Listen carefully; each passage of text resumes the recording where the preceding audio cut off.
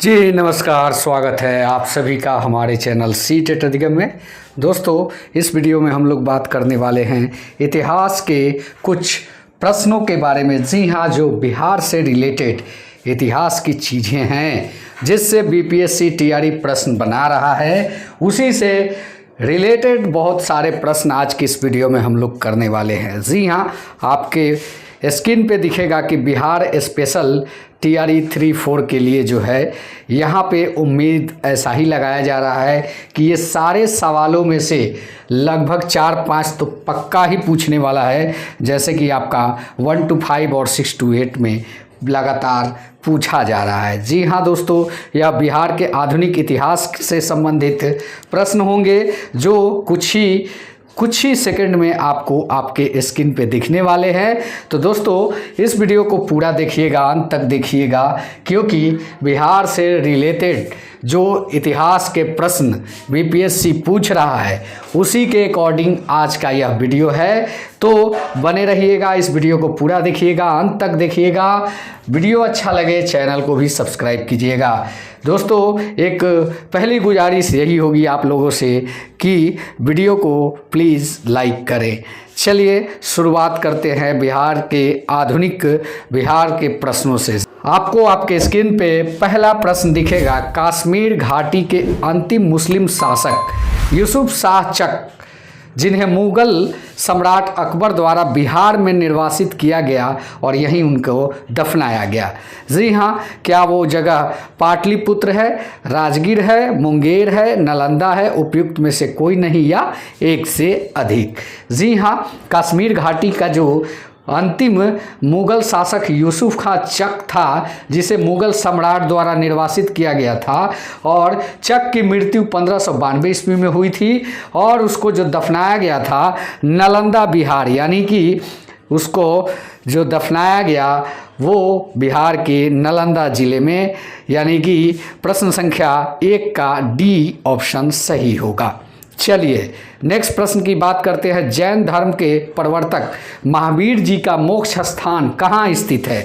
क्या वो मनेर है, राजगीर है, पावापुरी, जालन फोर्ट, उपयुक्त में से कोई नहीं या एक से अधिक? जी हाँ, इस प्रश्न का सही आंसर होगा पावापुरी। जी हाँ, पावापुरी के बारे में अगर हम लोग जान ले तो जैन धर्म का ये प्रवर्तक महावीर स्वामी जो थे, मोक्ष इनका निर्वाण स्थान जिसको हम कहते हैं वो पावापुरी माना जाता है। बिहार शरीफ से 8 किलोमीटर और नालंदा से 25 किलोमीटर की दूरी पे स्थित है। जी हाँ, भगवान महावीर ने 527 ईसा पूर्व 72 वर्ष की आयु में पावापुरी में कृष्ण नमस्या को निर्वात प्राप्त किया था। चलिए नेक्स्ट प्रश्न के बारे में बात करते हैं। 3 नंबर प्रश्न आप देखेंगे किसान आंदोलन से संबंधित है और यह पत्रिका के बारे में पूछा जा रहा है। स्वामी सहजानंद सरस्वती ने एक पत्रिका का प्रकाशन किया जिसका नाम क्या था? देखिए, ये टीआरई 1 का पूछा हुआ सवाल है। ये प्रश्न विवादित भी रहा था। ये प्रश्न का उत्तर जो होता उस समय हमको पूरा याद है, इनमें से 2 होता था, लेकिन बहुत लोगों ने एक ही टिक किया था, जिसके वजह से जानते हुए भी 1 नंबर कम हो गए थे। जी हाँ, क्या वो जन क्रांति, हुंकार, कृषक समाचार, विद्रोही और उपयुक्त में से कोई नहीं या एक से अधिक? तो जो पत्रिका स्वामी सहजानंद सरस्वती के द्वारा प्रकाशित किया गया हुंकार पत्रिका हुआ करती थी और यह पत्रिका 1889 से 1850 भारत में जो है सहजानंद सरस्वती के तरफ से किसान आंदोलन के रूप में, जनक के रूप में इनको जाना जाता है। जी हाँ, ये बहुत बड़े समाज सुधारक, इतिहासकार और किसान के नेता भी हुआ करते थे और यह आदि शंकराचार्य समुदाय के 10 नामी सन्यासी अखाड़े के डांडी सन्यासी थे। जी हाँ, स्वामी जी ने हुंकार नामक एक पत्रिका का भी प्रकाशन किया था। आगे हम लोग बात करेंगे कि हुंकार पत्रिका के संपादन में कौन कौन सम्मिलित थे। जी हाँ, इसी वीडियो में वो भी प्रश्न आपको देखने को मिलेगा। यहाँ पे देखिए, देसिर कथा पुस्तक किसने लिखी थी? जी हाँ, यह कथा जो है, देसिर कथा का मतलब यह एक बंगाली वर्ड हो जाता है। देसिर कथा यानी देश की कहानी या कथा, कुछ भी कह सकते हैं। तो किनके द्वारा लिखा गया? सखाराम गणेश देवस्कर, राजेंद्र प्रसाद, निवारण चंद्र, मुरली मनोहर प्रसाद और उपयुक्त में से कोई नहीं या इनमें से एक से अधिक? तो देशेर कथा पुस्तक किसने लिखी, यही पूछा गया है आपसे। तो इसका सही जवाब जो होगा सखाराम गणेश देवस्कर, इनके द्वारा लिखा गया था। महान क्रांतिकारी चिंतक के रूप में जाने जाते थे और इनका प्रकाशन वर्ष जो था देशेर कथा का 1904 ईस्वी में यह प्रकाशित हुआ था। चलिए नेक्स्ट प्रश्न के बारे में बात करते हैं। प्रश्न संख्या 5 आपको आपके स्क्रीन पे दिखेगा, आप देख सकते हैं। बिहार सर्चलाइट समाचार पत्र के संपादक कौन हुआ करते थे? अब्दुल बारी लंबोवर मुखर्जी, मुरली मनोहर प्रसाद, रामानंद चटर्जी और इनमें से कोई नहीं या एक से अधिक।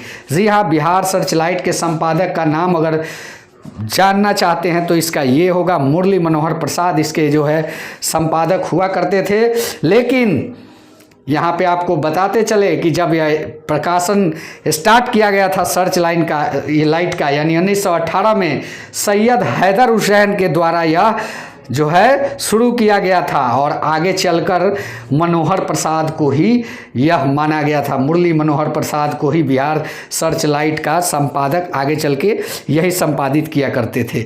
लेकिन स्थापना की बात करें तो सैयद अहमद हुसैन के द्वारा 1918 ईस्वी में जो है इसकी शुरुआत की गई थी। चलिए नेक्स्ट प्रश्न के बारे में बात करते हैं। प्रश्न संख्या 6, किसके प्रयत्नों से बिहार प्रांतीय कांग्रेस का दूसरा अधिवेशन हुआ था? क्या वो गोपाल कृष्ण गोखले, दीपनारायण सिंह, श्री कृष्ण सिंह, सुरेंद्रनाथ बनर्जी, इनमें से कोई नहीं या एक से अधिक? जी हाँ, यह प्रश्न पूछ रहा है आपसे कि किसके प्रयत्नों से बिहार में प्रांतीय कांग्रेस का दूसरा अधिवेशन हुआ था। जी हाँ, तो यहाँ पे बात करें प्रांतीय कांग्रेस का दूसरा अधिवेशन दीपनारायण सिंह के अथक प्रयास से जो है हुआ था। 9 से 10 अप्रैल 1909 को भागलपुर में हुआ था और इसके अध्यक्ष जो थे सच्चिदानंद सिन्हा हुआ करते थे और विशेष अतिथि के रूप में गोपाल कृष्ण गोखले और इनके साथ एक आदमी हुआ करते थे, श्री बीजी खड़े, क्या उनका नाम था, ऐसा ही कुछ था, हमको ठीक से याद नहीं आ रहा है। लेकिन गोपाल कृष्ण गोखले और एक व्यक्ति जो थे वो जो थे चीफ गेस्ट के रूप में शामिल हुए थे। चलिए प्रश्न संख्या 7 की बात करते हैं। हजारीबाग में बिहारी स्टूडेंट कॉन्फ्रेंस का 16वां अधिवेशन कौन से वर्ष को हुआ था? क्या 1921, 1922, 1923, 1924, उनमें से कोई नहीं या एक से अधिक? तो इसका सही आंसर होगा 1921। हजारीबाग में बिहारी स्टूडेंट कॉन्फ्रेंस का 16वां अधिवेशन हुआ था। चलिए प्रश्न संख्या 8 के बारे में बात करते हैं। प्रश्न संख्या 8, पटना में 1913 में अनुशीलन समिति की एक शाखा की स्थापना की किसने की थी? रेवती नाग, यदुनाथ सरकार, सचिंद्र सन्याल और मजरूल हक, इन उपयुक्त में से कोई नहीं या एक से अधिक? तो इस प्रश्न संख्या 8 का सही आंसर होगा सचिंद्र नाथ सन्याल, जो कि यह अनुशीलन समिति का जो स्थापना किया गया था, एक ब्रांच खोला गया था पटना में, वो हिंसात्मक ब्रांच था। याद रखिएगा 1913 में जो क्रांतिकारी गतिविधियों को चलाने के लिए सचिंद्र नाथ सन्याल ने वर्ष 1913 में पटना में जो अनुशीलन समिति की एक शाखा की स्थापना की, इस समिति का उद्देश्य संगठित हिंसात्मक साधनों द्वारा अंग्रेजों के शासन को नष्ट करने के बाद स्वतंत्रता को प्राप्त करना था। जी हाँ दोस्तों, चलिए गरम दल के नेता वैसे ही हुआ करते थे, वो हिंसात्मक कार्रवाई के बारे में विशेष करके फोकस किया करते थे। चलिए असहयोग आंदोलन के दौरान बिहार में कृषकों का नेतृत्व किसने किया? असहयोग आंदोलन के दौरान तो क्या वो स्वामी विद्यानंद, राजकुमार शुक्ल, श्री कृष्ण सिंह और JB सेन? जी हाँ, यहाँ पे इसका सही आंसर जो होगा स्वामी विद्यानंद असहयोग आंदोलन के समय बिहार के कृषकों का नेतृत्व किया था, यानी कि वो वर्ष था 1920 और 22 के दौरान स्वामी विद्यानंद के द्वारा किया गया था। जी हाँ, और राजकुमार शुक्ल के बारे में आप लोग तो जानते ही हैं, समय सविनय अवज्ञा आंदोलन के टाइम की बात हो रही है, उनके टाइम पीरियड को आप लोग मालूम है, वो भी कृषकों की समस्या के लिए ही बिहार में पूरी प्रयासरत थे। और चलिए नेक्स्ट प्रश्न के बारे में बात करते हैं। प्रश्न संख्या 10, 1922-23 मुंगेर में किसान सभा का गठन किसने किया? यहाँ पे एक सवाल और है, ये भी बारीकी से देखते चलिएगा। इसका आंसर स्वामी सहजानंद होंगे। और वो क्या था, पिछले सवाल को अगर हम लोग देखें तो उसमें विद्यानंद के द्वारा जो है किसान की समस्याओं के लिए लड़ा गया था। 1922-23 में मुंगेर में किसान सभा का गठन किसने किया? क्या स्वामी सहजानंद सरस्वती, श्री कृष्ण सिंह, मोहम्मद जुबैर, के.एन. सिंह और उपयुक्त में से एक से अधिक और कोई नहीं। चलिए प्रश्न संख्या 10 का सही आंसर, प्रश्न संख्या 10 का किसान सभा का गठन, मुंगेर के किसान सभा का गठन किसने किया था? जी हाँ, इसमें लगभग के.एन. सिंह को छोड़ दिया जाए तो सभी लोग इस गठन में शामिल थे। स्वामी सहजानंद, श्री कृष्ण सिंह और मोहम्मद जुबैर, ये सभी व्यक्ति शामिल थे। वर्ष 1922-23 में किसान सभा का गठन जो हुआ शाह मोहम्मद जुबैर और श्री कृष्ण सिंह द्वारा किया गया, परंतु किसान आंदोलन के निर्णायक सभा की औपचारिक ढंग से स्थापना जो किया गया वो स्वामी सहजानंद के द्वारा किया गया। इसके प्रथम अध्यक्ष भी वही बने। चलिए नेक्स्ट प्रश्न की बात करते हैं। नेक्स्ट प्रश्न पे आते हैं, बिहार प्रांतीय किसान सभा का गठन किसने किया? बिहार प्रांतीय किसान सभा का, अभी जैसा कि आप लोगों ने ऊपर वाले प्रश्न में देखा कि बिहार प्रांतीय किसान सभा का गठन अध्यक्ष कौन बना, तो इस स्वाभाविक सी बात है, क्या वो सहजानंद सरस्वती, राम सुंदर सिंह, गंगा शरण सिन्हा, रामानंद सिन्हा, उपयुक्त में से कोई नहीं या एक से अधिक? तो इसका सही आंसर, पिछले प्रश्न के डिस्कशन को आप सुनेंगे तो पता चलेगा कि जो गठन किए वही जो है प्रथम अध्यक्ष भी बने। तो यहाँ पे जो गठन किए और पूछ रहा है, अध्यक्ष पद के बारे में तो नहीं पूछ रहा है, स्वामी सहजानंद के बारे में पूछ रहा है, क्योंकि बिहार में किसान आंदोलन की शुरुआत स्वामी सहजानंद सरस्वती के नेतृत्व में हुई। सहजानंद सरस्वती ने वर्ष 1929 में बिहार के प्रांतीय किसान सभा की स्थापना की। हाँ, और इस सभा में बिहार के गांवों में करने के लिए कार्यानंद शर्मा, राहुल सांकृत्यायन और पंचानंद शर्मा, मृदुनंदन शर्मा और कुछ वामपंथी नेताओं के सहयोग से हुआ था। चलिए प्रश्न संख्या 12 के बारे में बात करते हैं। बिहार प्रोविंशियल सभा का गठन कब हुआ? क्या 1929, 30, 31, 32 इनमें से कोई नहीं या एक से अधिक? तो प्रश्न संख्या 12 के बारे में अगर हम लोग बात करें तो इसका सही आंसर क्या होगा? सही आंसर 1929 हो जाएगा। और जो है बिहार में किसानों को संगठित करने के लिए जो है उनकी कठिनाई का निदान करने के उद्देश्य से सोनपुर मेला के अवसर पर प्रांतीय सभा का आयोजन हुआ था, यानी प्रोविंशियल मीटिंग जो होती है उसका आयोजन हुआ था। और इसके भी प्रथम अध्यक्ष कौन थे? सहजानंद सरस्वती। चलिए स्वामी सहजानंद। चलिए अब नेक्स्ट की बारे में बात करते हैं। प्रश्न संख्या 14 आप लोगों को दिखेगा कि बिहार सोशलिस्ट पार्टी का गठन कब किया गया? सोशलिस्ट पार्टी क्या 1921, 1927, 1931, 1934 उपयुक्त में से कोई नहीं है, एक से अधिक? तो इसका सही आंसर होगा आपका जो 1931 में बिहार सोशलिस्ट पार्टी का गठन हुआ, यानी कि प्रश्न संख्या 14 का सी आंसर सही होगा, क्योंकि गंगा शरण सिन्हा और जयप्रकाश नारायण, फूलन प्रसाद अब्दुल बारी और राहुल सांकृत्यायन, अंबिका सिन्हा जो थे उस समय के एक मतलब सोशलिस्ट पार्टी की स्थापना के लिए एक समूह बनाए और उन्हीं के द्वारा जो है और भी सदस्यों को जोड़ा गया, जैसे राम वृक्ष बेनीपुरी, गंगा शरण सिन्हा, योगेंद्र शुक्ल, कर्पूरी ठाकुर, बसावन सिंह आदि जैसे लोग जुड़े और आचार्य नरेंद्र देव की अध्यक्षता में जो है इसका गठन बनाया गया पूरी तरीके से, जो है 1934 में उसको बनाया गया। जी हाँ दोस्तों, तो गठन जब हुआ वो हुआ आपका 31 में, और जो है इसका पूरी विधिवत स्थापना जिसको कहते हैं और भी सदस्यों के जुड़ने के बाद एक पूरा प्रोसीजर के साथ जो स्थापना हुई वो 1934 में हुई थी। और 34 में अध्यक्ष जिनको बनाया गया था वो थे आपके जयप्रकाश नारायण। चले आगे मिलेंगे शायद, वैसे प्रश्न तो चर्चा उस पर भी किया जाएगा। चलिए 1931 में बिहार समाजवादी का गठन किसने किया? अभी हम लोगों ने चर्चा किया, क्या वो फूलन प्रसाद वर्मा, स्वामी योगानंद, नरहरि पारिक, दादा भाई नौरोजी उपयुक्त में से एक से अधिक और उपयुक्त में से कोई नहीं? तो इसका सही ऑप्शन में देखा जाए तो इसमें एक ही व्यक्ति का नाम दिख रहा है। हालांकि अभी पिछले प्रश्न के डिस्कशन में आप लोगों ने देखा कि उसमें गंगा शरण सिन्हा भी थे, जयप्रकाश नारायण भी थे, फूलन प्रसाद वर्मा भी थे, अब्दुल बारी, राहुल सांकृत्यायन और अंबिका सिन्हा भी थे। लेकिन यहाँ पे एक ही नाम दिख रहा है जो है आपका फूलन प्रसाद वर्मा जी का। तो कहीं ना कहीं ये 15 का ए ऑप्शन सही ऑप्शन है। चलिए नेक्स्ट प्रश्न की बात करते हैं। प्रश्न संख्या 16 पे आते हैं। 16 1934 में बनी बिहार सोशलिस्ट पार्टी के अध्यक्ष कौन थे? अभी कुछ देर पहले हम लोगों ने जिक्र किया कि बिहार जो समाजवादी पार्टी 34 में जो स्थापना होगी विधिवत रूप से, उस समय के अध्यक्ष कौन हो जाएंगे? जयप्रकाश नारायण। तो 16 का जो प्रश्न संख्या 16 है उसका आंसर बी सही हो जाएगा।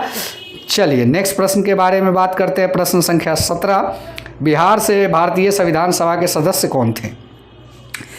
क्या वो एन सिन्हा और जो थे राजेंद्र प्रसाद, जगजीवन प्रसाद, श्याम नंदन प्रसाद मिश्रा और उपयुक्त में से कोई नहीं या एक से अधिक? तो प्रश्न संख्या 17 का सही आंसर, अगर ये यहाँ पे श्याम नंदन प्रसाद मिश्रा ना हो के श्याम नंदन सहाय होता तो ये चारों व्यक्ति इसमें शामिल होते। लेकिन यहाँ पे एक ही व्यक्ति ऐसा इसमें दिख रहा है जो भारतीय संविधान सभा के सदस्यों में नहीं था, वो थे आपके श्याम नंदन प्रसाद मिश्र। यही एक नहीं थे, बाकी तीनों शामिल थे।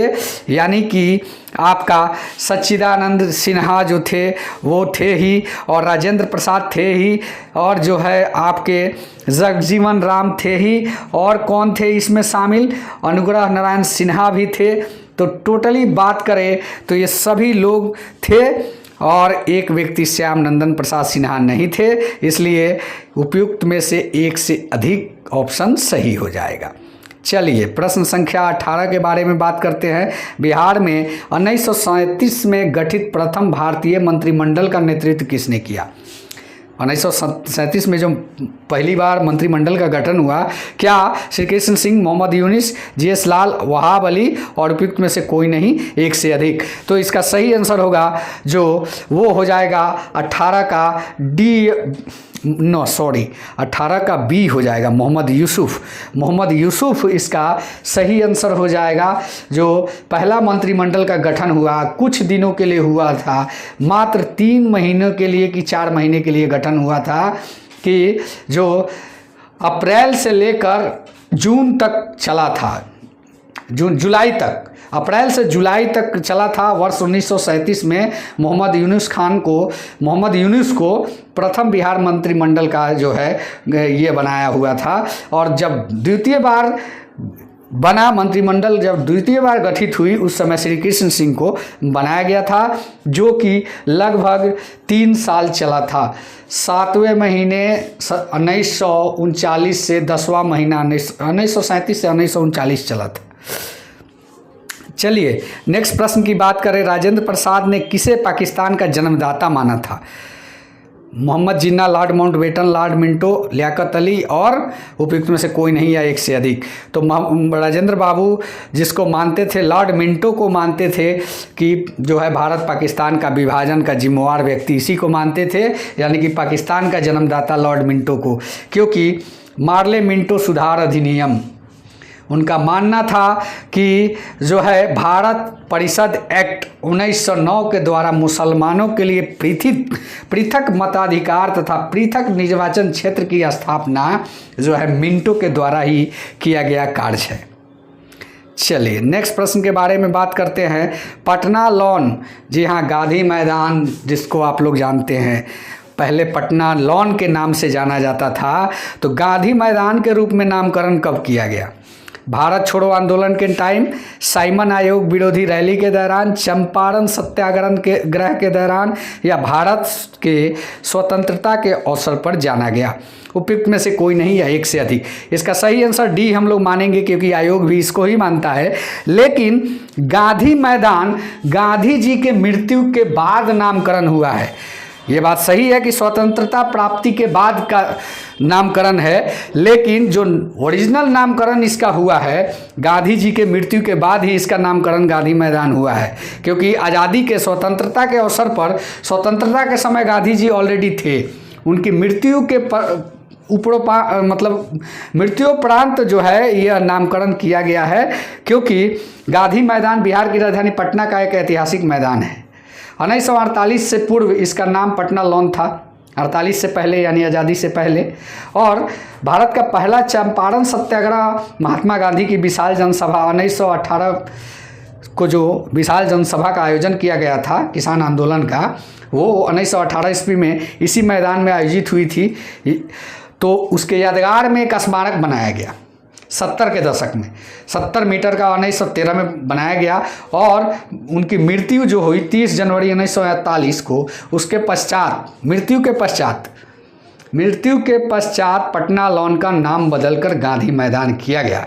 लेकिन आयोग क्या मानता है भारत के स्वतंत्रता के अवसर पर, तो आयोग जिसको मानता है स्वाभाविक सी बात है हम लोग उसको सही मानेंगे, इसलिए इसका ऑप्शन डी सही होगा। लेकिन रियलिटी पूछे तो गांधी जी के मृत्यु के बाद ही इसका नामकरण हुआ है।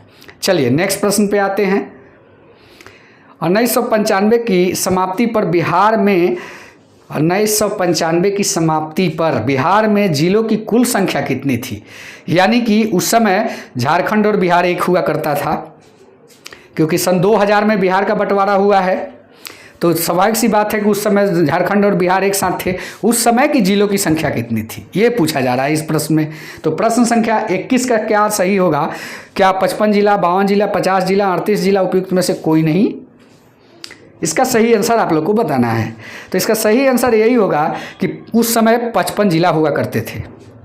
जी हाँ, आपको बताते चले कि बंटवारा के बाद 2000 में 18 जिलों के साथ झारखंड जो हुआ अलग हो गया। बाकी बिहार के पल्ले जो है, उत्तरी बिहार के पल्ले आ गया कितना, जो आ गया आपका 37 जिला आया। 37 जिला के बाद जब एक नया जिला का गठन हुआ, वो कौन सा जिला था? वो जिला आपका शिवहर जिला बना। तो अब जो है वर्तमान बिहार के 38 जिला हो गए और झारखंड के जो है अभी भी 17 जिला है। चलिए नेक्स्ट प्रश्न के बारे में बात करते हैं। नेक्स्ट प्रश्न ये रहा आपके स्क्रीन पे। 22 पटना को प्रांतीय राजधानी कब बनाया, किसने बनाया? पटना को प्रांतीय राजधानी किसने बनाया? क्या शेरशाह, अलाउद्दीन हुसैन शाह, इब्राहिम लोदी, राजकुमार अजीज? तो इसका सही आंसर होगा शेरशाह। जी हाँ, शेरशाह ने ही पटना को प्रांतीय राजधानी बनाया था।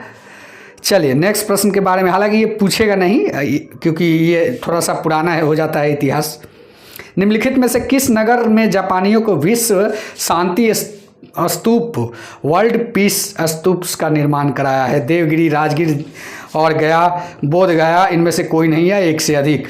राजगीर में इनके द्वारा जापानियों के सहयोग से बनाया गया बौद्ध स्तूप है। और चलिए नेक्स्ट प्रश्न की बात करते हैं। पटना उच्च न्यायालय की स्थापना कब की गई? 1916, 1917, 1918, 1971 और इनमें से कोई नहीं, एक से अधिक।